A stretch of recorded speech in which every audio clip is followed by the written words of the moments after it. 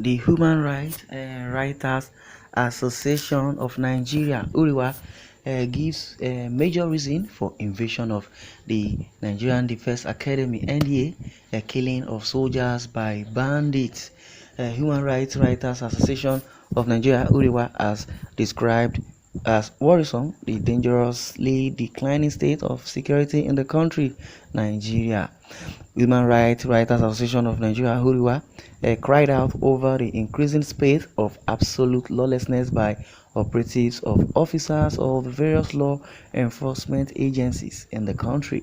Addressing a press conference in Abuja on Tuesday, the national coordinator of HURIWA, Emmanuel Onwubiko, the human rights group, especially mentioned the Nigerian Police Force, the State Security Services (SSS), and the Economic and Financial Crime Commission (EFCC), and the military. HURIWA also lamented what he described as the lawless tendencies of personnel of these agencies in the line of duty. Lawlessness and officers' misconduct and loss of discipline is the fundamental cause of the degeneration of efficiency and effectiveness of the members of the armed forces of Nigeria, he said.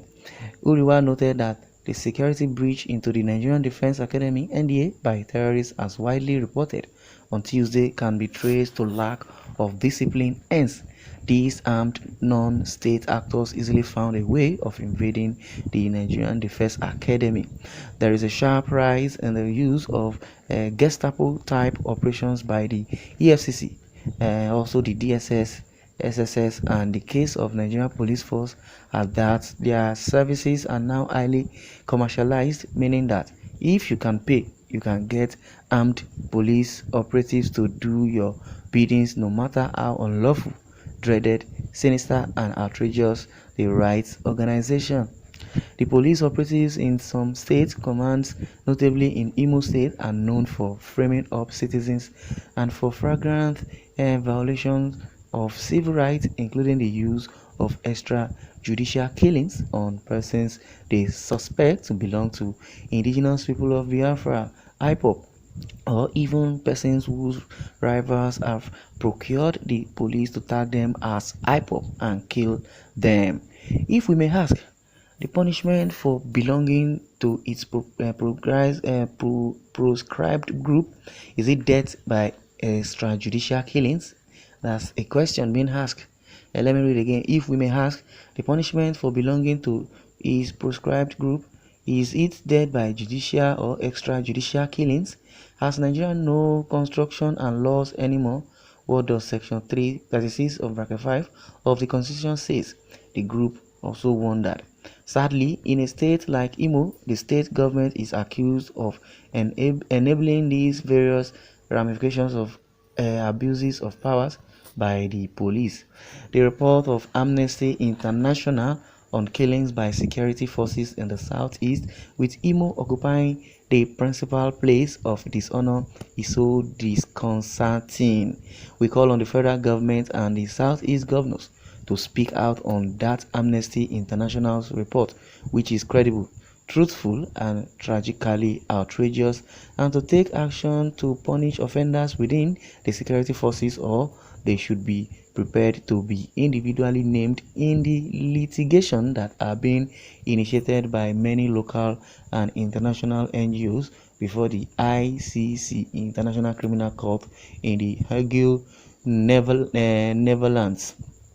We call on the Imo State Governor to tell the world what he has done with the hundreds of detainees he accused of causing the disturbances in Imo State, for which he named politicians as sponsors of the disturbances. On May 24, 2021, Mr. Hope Uzodinma said no fewer than 400 were arrested over security threats in Imo State, but months after, no single prosecution is known to have happened. Or their media colleagues, do you know of any prosecution from the mayhem that occurred in Imo State?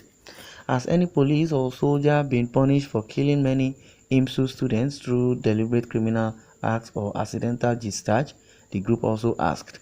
The Imo State governor compensated soldiers and police families who are breadwinners whose breadwinners were killed by unknown gunmen, but not a kobo has been paid to the hundreds of youths of Imo killed by security forces clearly identified in that Amnesty International's report. The police as an institution needs a fundamental rebirth. Nigeria must reform the police. Now, the deformed police force will permanently deform Nigeria. Police are hired for all kinds of jobs by those who can afford.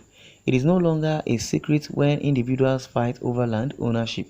The rich amongst the disputing parties have found a way of hiring police from Abuja to deal with their rivals. Top-rated officers are behind these rackets. Cases of such, abound all across the country. It was for the abuses that gave rise to NSAS protests, for which panels were set up and made, and most of these panels have made far-reaching recommendations, with most of them given binding judgments for compensation running to almost 200 billion naira. As it is, if you have money or you are capable, you can rent either soldiers or policemen to guide you, which is not, under the constitution. Where ESCC is in the news, SSS is in the news first. Why are they at the DSS when the law identifies them as SSS? What does it cost the National Assembly to legislatively rebaptize SSS as DSS, since that is their preferred name, the Secret Security Service or Department of State Service? Then why are the EFCC, which is the Economic and Financial Crimes Commission, and DSS using the same style like armed robbers, armed kidnappers, and breaking down people's doors just to effect arrests, and most had ended up as mistakes? Why are there no accountability and no officers are punished for wrongfully exercising of their powers or excessive use of force?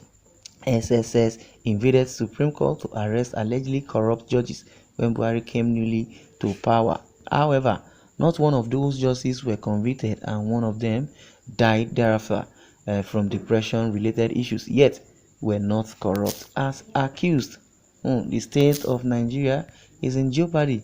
We do not know who allegedly captured Nnamdi Kanu of the indigenous people of Biafra in Kenya, but there are allegations of illegal rendition and torture which are offensive to international law.